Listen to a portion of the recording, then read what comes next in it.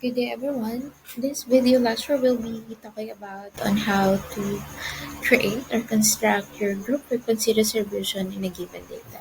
Okay, so in this problem, we will use the W usage data in R. So it's an open data that you can use. Okay, so it's a time series of numbers of users connected to the internet through a server every minute. Okay, so you can let's inspect the values.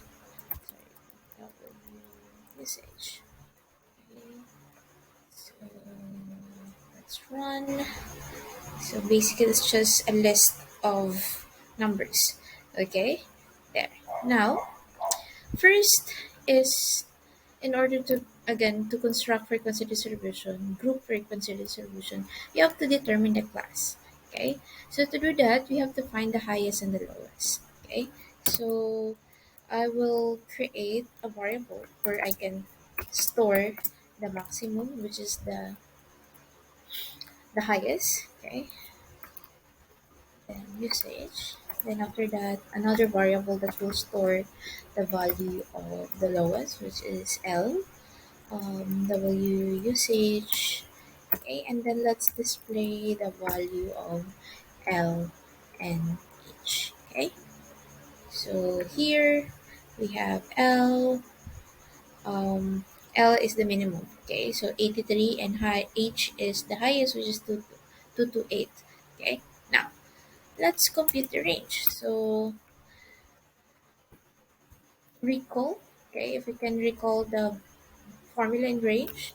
Okay, so range is a variable. Okay, receive H minus lowest. Okay, so the highest minus the lowest, and then let's display the value of range. And then, okay, so in this case we have 145. Okay, now select the number of classes desired. Again, this part it depends on the preferred number of classes by the researcher. Okay, so in our case, let's say the desired number of classes, the classes receive, let's say 5. Okay, and then let's display that the classes, then run. Okay, oh, okay. I think we have to use other um, desired classes. Ah, okay, wrong spelling pala. Sorry, small cups pala to. Okay, right there. So we have D classes, if the desired class is 5.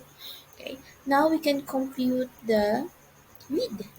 Let's compute the width. So let's have a variable width, receive. What's the formula for the width? So you have to round, right? Round up. So just use the round function. Okay, round and then the value of range over the desired classes. Okay, so range is 145 over 5. Okay, and then let's display the value of width. So run, width is 29. Okay, so next is to select the starting point, usually the lowest value or any convenient number less than the lowest value, and add the width to get the lower limits, and after that you can find the upper limits. Okay, now in R, okay, we can create class limits. Okay, let's create a variable class limits. Okay, equal to. So class limits is just a sequence of numbers. Okay, but basically we will create limits based on the upper limits. Okay, see, now let's have the sequence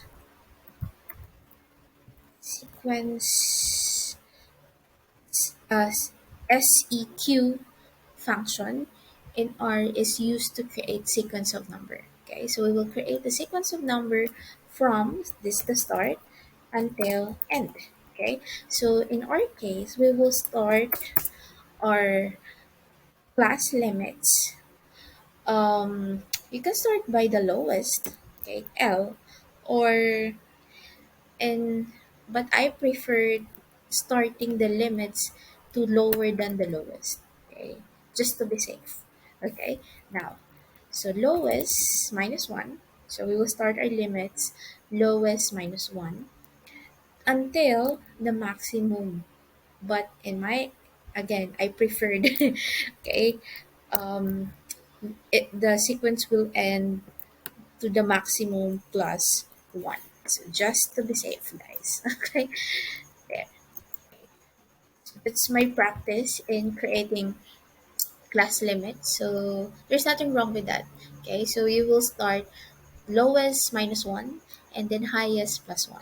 Okay, so we will create sequence, but by the interval, okay, of the feed function.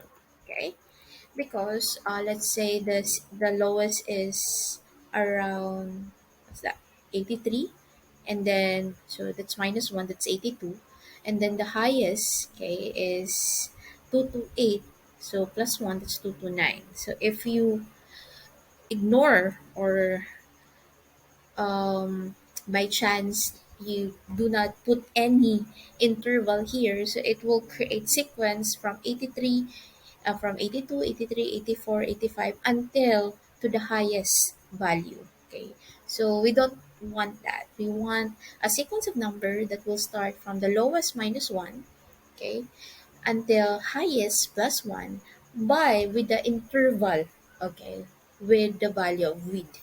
Okay, now let's check our class limits. Okay, so run there. So as you can see, this is actually 82, 111, 140, 169, 111, 140, 169, 198, 227. This is actually the upper limits. Okay, we only need the upper limits, okay, in group frequency distribution, okay, to get the tally, okay, of each value in that given data set. You don't need the lower limits. As long as you have the upper limits information, you're done. Okay, now, so we have here the class limits or the upper limits. Okay, now we can tally and get the tally. So by using table, it's the same. Okay, but we will use the cut function. Cut function is actually a function that will, again, get the frequency, okay, the frequency of the data given, okay, the classes, okay, of the class limits. Okay, now, so cut, and we have to specify first our data. So in our case, we have usage, okay, usage, www dot usage, comma, our class limits. Okay, so we will count, again, we'll count the tally in a given data, triple W usage given the class limits. Okay, okay. Anyway, let's store the result in a variable. So triple W usage that frequency receive. Okay, and then let's display the value of that frequency. Okay, and there, run. Okay, so you have 82 to 111, that's 32, and so on and so forth. Okay, so if this is actually the class limit, you can do class boundaries. Okay, you can do that. So um, you will change maybe around here. Okay, so you will create a sequence of numbers based on, of course, you have zero point 0.5, right? uh, if you recall our class boundaries formula, okay, so that's minus zero point 0.5, plus zero point 0.5, and so on and so forth. Okay, so you will maybe edit or modify this part. Okay, so you have the class limit. Now we have the frequencies. Okay, now let's compute the cumulative. Okay, cumulative frequency. Um, Actually, it's easy. You can use the sum. Okay, just to get the cumulative frequency. Okay, and then the frequency table. Okay, triple W usage dot frequency and run. Okay, there. So we have cumulative here. So 32 plus 21 is 53. Then 53 plus 23 is 76, and so on and so forth. So that's a cumulative frequency. Okay. Okay, so I think that's it. So we have here, you can actually convert this, guys.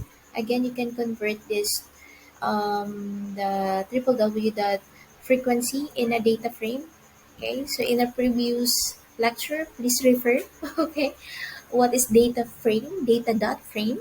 Okay, we use that to transform our um, frequency table to the actual, okay, to the actual frequency table in um in in the data. Okay, so again, frequency table, first column, right? First column is the classes, second frequency. Okay, and the rest, okay, and the rest you can include cumulative and so on and so forth. Okay, so you can use data frame. I will no longer demonstrate on how to use data.frame. I already demonstrated that in the previous video, so just you can check it out. Okay, so for now, I think that's it. So here are the steps that you can follow in creating or constructing your group frequency distributions.